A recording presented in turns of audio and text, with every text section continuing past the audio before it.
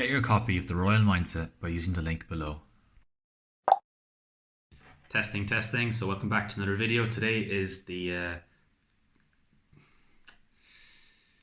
okay, go again.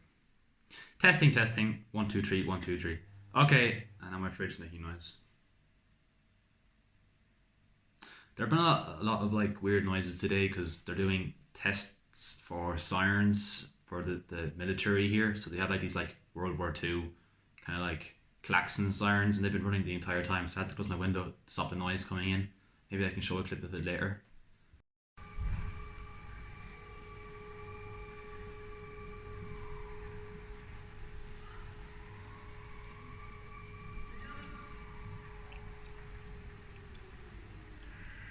Anyway, let's ignore the fridge and hope that this keeps working. So this is just the second video in the TRM series. So the first actual chapter page within the book of TRM, the Royle Mindset, is basically just a word from me about a little bit of philosophy, essentially. So I asked the reader to think about one important question before they start reading the book, and that is, what do I want to achieve in my life? Interestingly, when my mom saw this on the table when I was writing it earlier, she literally read the first 2 lines and then walked away for like 2 or 3 days to think about this before she came back again to keep reading the rest of the book. And I thought that was really good because at the end of the day, like, what do you want to achieve in your life? That's kind of a big question a lot of us have, and there's so many different answers to this, right? I mean, some people can come up with a very simple answer like I want to be famous, or I want to be rich, or I want to do good things, or I want to travel. Other people come up with more complex answers like I want to care for my family in a specific way, or I want to make sure people have food on the table. So basically we all have a different answer. And one answer that I particularly like is I want to be happy while making others happy. So you're kind of hitting 2 birds with 1 stone here. Not only do you want to make sure you're in a good place, but also the people around you are in a good place. And I think that's kind of one of the best answers. And it's an intriguing answer because it doesn't really have any solid direct goal. It doesn't really have a real concrete, like, something that you can really like line out and structure towards. It's really like vague and open, right? And it's very open interpretation to everybody, and it means different things to different people.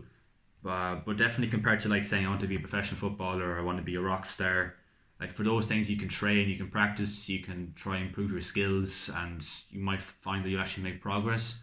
Whereas something like I want to be happy while making others happy is such a broad statement. You're like, where do you begin coming along with that? And I do think that this kind of way of thinking is wanting to be happy and wanting to make others happy is it's a very good philosophy. Definitely, I don't necessarily think people should be happy all the time if they're in a position where they need to face challenges and like move onwards. So rather than hiding from their fears and saying, oh, I'll just do these little things I'm good at just to be happy, and kind of avoiding big problems, often isn't the right decision. But it's your long-term happiness that you need to think about. So in that sense, it is the right way of thinking, rather than striving for like some sort of like big mega goal, which we normally as humans consider as the best thing, like fame or riches, where you kind of reach a certain level and you're like, oh, okay, I'm this famous now, but like I feel happy for 2 or 3 days because I maybe won a final or something like this, and then you realize you need to go to the next level to be even happier. So for certain people, like this kind of, especially with like when making money, oh, you made $1 million this year, no, next year I want to make 10 million to get the same buzz. Your happiness kind of arrives and then kind of dwindles and then kind of stalls and kind of falls back down again. This kind of, as we spoke about before in other videos, this kind of constant rate of progress of happiness compared to this kind of choppy version where you go really meteorite exponential and then come down again almost as quickly and as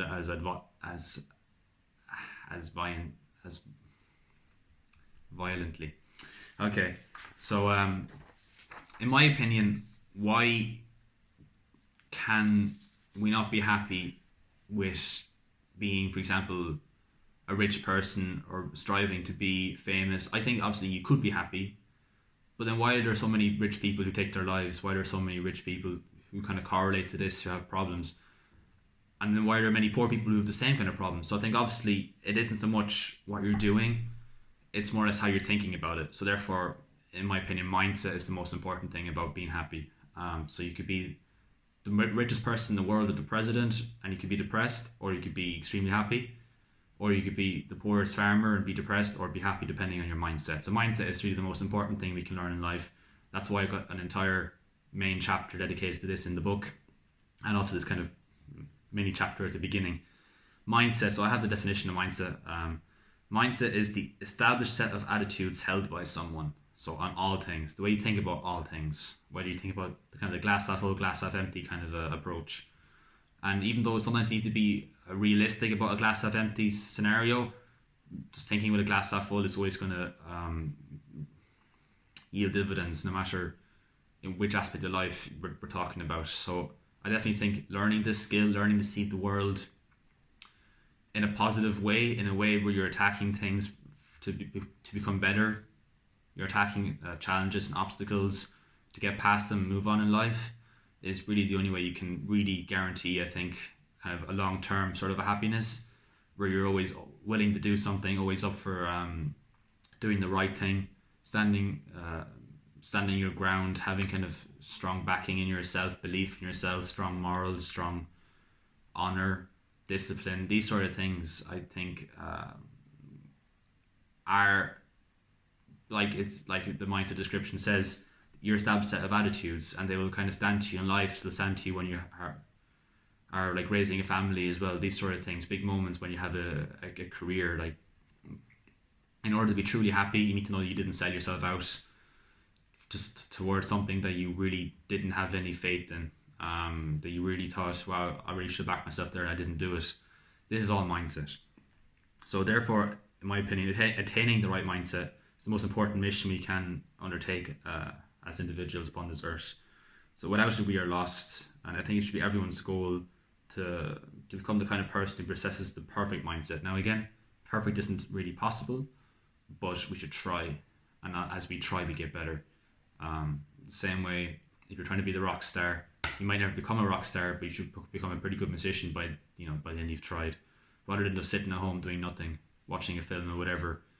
At least if you're trying, if you're doing something, you're going to improve, you're going to learn, you're going to have experiences in life that you would not have if you just sat at home. So the ambition is important, but also the mindset, specifically the mindset.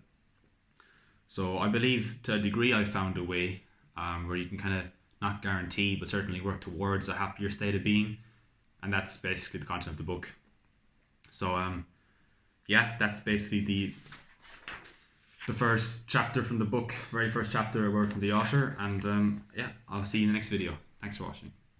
Get your copy of the Royle Mindset by using the link below.